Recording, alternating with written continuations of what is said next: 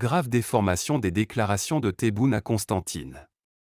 Les déclarations du candidat à la présidence, Abdelmadjid Tebboune, concernant la préparation de l'Algérie à envoyer de l'aide humanitaire et des hôpitaux de campagne pour secourir les victimes des attaques sionistes depuis octobre dernier, ont été déformées de manière malveillante. Certains ont prétendu que Tebboune avait annoncé l'envoi de troupes algériennes à Gaza, ce qui est une pure invention et n'a jamais été déclaré par le candidat Tebboune. La machine à mal faire continue sans relâche à créer des mensonges et des calomnies, après avoir épuisé toutes les ressources et échoué dans ses tentatives, ces récits trompeurs n'ayant rien accompli de leurs objectifs, de tenter de semer la discorde parmi les citoyens d'une même nation et les détourner des défis quotidiens qu'ils affrontent pour consolider les fondations de la nouvelle Algérie.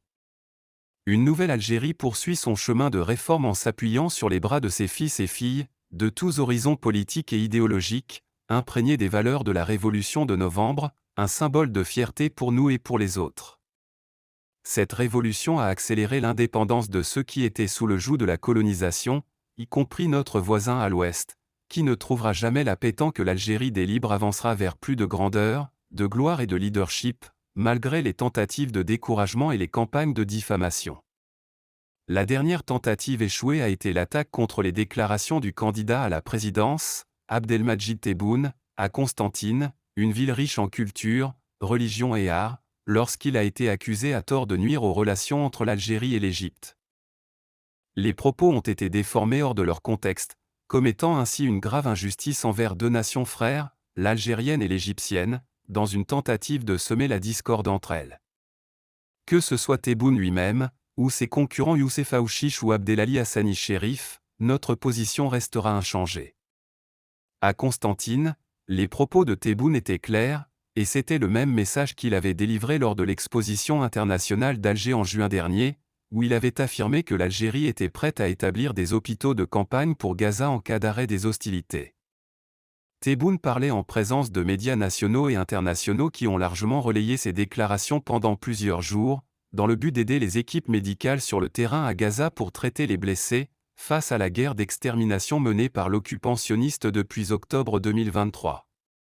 La déclaration du président Tebboune a eu lieu lors de sa visite au pavillon de l'Institut central de construction, rattaché à la Direction générale des industries militaires du ministère de la Défense nationale. Il a appelé cette institution à contribuer au projet de réalisation de la ville minière à Gare Jubilee, dans la wilaya de Tindouf, pour accompagner la concrétisation de ce projet stratégique. En réponse à l'appel de Tebboune, un représentant du ministère de la Défense nationale a confirmé que l'hôpital, dont la construction durerait entre 10 et 15 jours, comprendra une salle équipée pour la chirurgie et la stérilisation, et sera dotée de tout le matériel médical moderne. Lorsque Tebboune parle d'aide aux Palestiniens, ce n'est pas dans un but de propagande pour la production algérienne ou de démonstration de force, ni pour défendre les causes de la nation arabe, dont la cause palestinienne est centrale pour tous les Arabes et les musulmans. C'est plutôt pour souligner la contribution de l'Algérie, gouvernement et peuple, à soulager les blessures de nos frères dans les territoires palestiniens occupés, notamment à Gaza, où les infrastructures de santé ont été détruites par les attaques sionistes, soutenues par certaines parties régionales, dont le régime oppresseur du peuple marocain, qui refuse la honte de la normalisation et la complicité dans une guerre d'extermination contre le peuple palestinien. Quant à l'envoi de troupes algériennes à Gaza, c'est de la pure folie, surtout que l'envoi de troupes algériennes hors des frontières nationales ne peut se faire qu'après l'approbation du Parlement à une majorité des 2/3 de ses membres, en respect des institutions de l'État et de leur représentation de la majorité du peuple algérien, qui délègue au Parlement par élection générale. C'est également de la folie et de l'ineptie médiatique et politique de la part des propagateurs de ces mensonges qui cherchent à masquer les positions de l'Algérie envers ses frères arabes en Palestine et au Liban, qui traverse une période difficile en raison du manque de carburant pour faire fonctionner ses centrales électriques, une crise que ce pays arabe endure depuis des décennies, à cause de ses positions nationalistes. C'est également de la folie et de l'ineptie médiatique et politique de la part des propagateurs de ces mensonges qui cherchent à masquer les positions de l'Algérie envers ses frères arabes en Palestine et au Liban, qui traverse une période difficile en raison du manque de carburant pour faire fonctionner ses centrales électriques, une crise que ce pays arabe endure depuis des décennies, à cause de ses positions nationalistes. l'Algérie n'a jamais caché le rôle de sa flotte aérienne militaire dans les missions humanitaires et le transport de l'aide humanitaire dans diverses régions du monde par solidarité humaine. Les Algériens sont fiers de leur armée populaire et de ce qu'elle fait pour alléger les souffrances des leurs et de leurs voisins en temps de crise, comme cela a été le cas pendant la pandémie de Covid-19, où l'armée de l'air algérienne a établi un pont aérien pour transporter les fournitures médicales et les vaccins de Russie et de Chine pendant plusieurs semaines, tout comme le font de nombreuses armées à travers le monde. 2 Algériens arrêtés avec une somme colossale en euros à l'aéroport de Paris. 2 passagers algériens en partance pour la Turquie ont été trouvés, dimanche 18 août, en possession de 2,4 millions d'euros en liquide dans leurs bagages par les agents des douanes à l'aéroport Paris-Charles de Gaulle. Il s'agit d'une saisie record de devises dans cette infrastructure aéroportuaire, indique une source proche de l'affaire.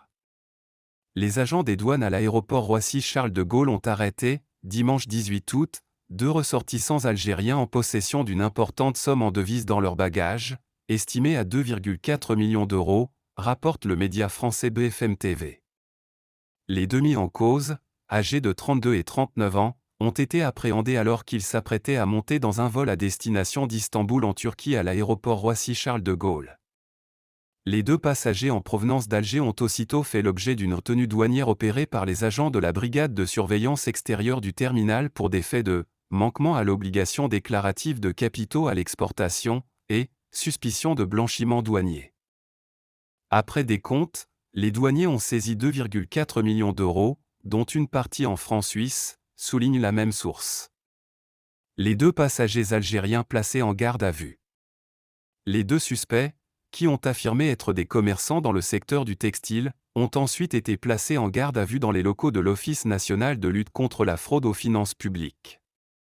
Ce lundi 19 août, leurs interrogatoires sont toujours en cours.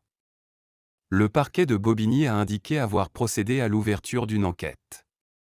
C'est une saisie record d'argent à l'aéroport de Roissy, affirme une source proche de l'affaire. Ce n'est pas la première fois que ce genre d'affaire survient à l'aéroport de Paris-Charles de Gaulle, tout comme d'ailleurs au niveau des différents aéroports algériens et à travers le monde. Selon des informations de BFM TV, les agents des douanes de la brigade de surveillance extérieure du terminal 2F avaient déjà procédé à une saisie de 500 000 euros en liquide, en 2021, sur un passager qui se rendait également en Turquie.